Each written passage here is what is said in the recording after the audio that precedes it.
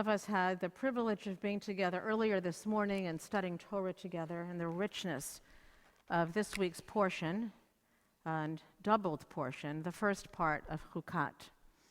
And there is so much. The opening lines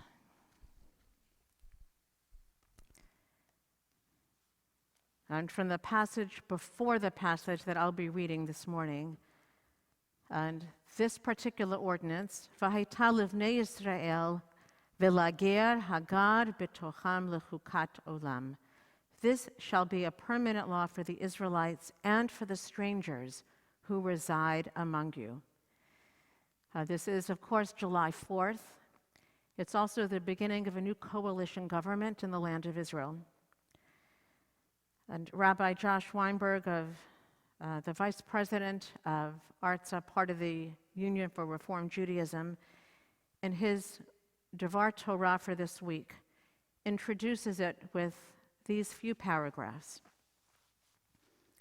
A permanent law for both Bnei Yisrael and the strangers residing among them. Even though in context, Torah is referring to an obscure ritual matter, nonetheless, the statement is among the most profound and deeply meaningful concepts found in the entire Torah. The moral question facing the state of Israel now is whether there will be, in fact, one law for Jew and non-Jew alike.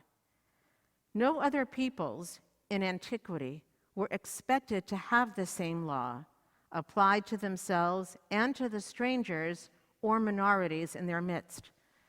The Torah repeatedly mandates that all humans residing under one entity be subject to the same laws.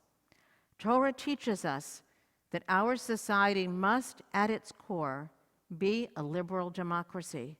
We ought to have a system of government in which individual rights and freedoms are officially recognized and protected, and the exercise of political power is limited by the rule of law.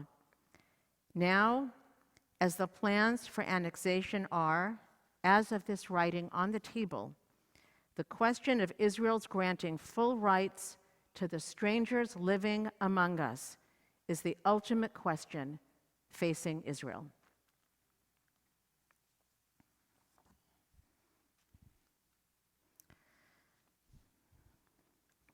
The passage that I'll be reading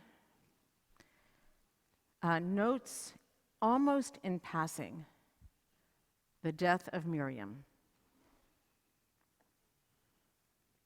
The Israelites arrived in a body at the wilderness of Tzin at the first new moon, and the people stayed at Kadesh. Miriam died there and was buried there.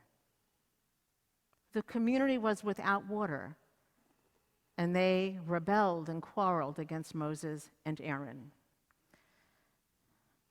The death of Miriam, though not remarked upon, leaves a people bereft and without life-sustaining water and without her life-sustaining presence.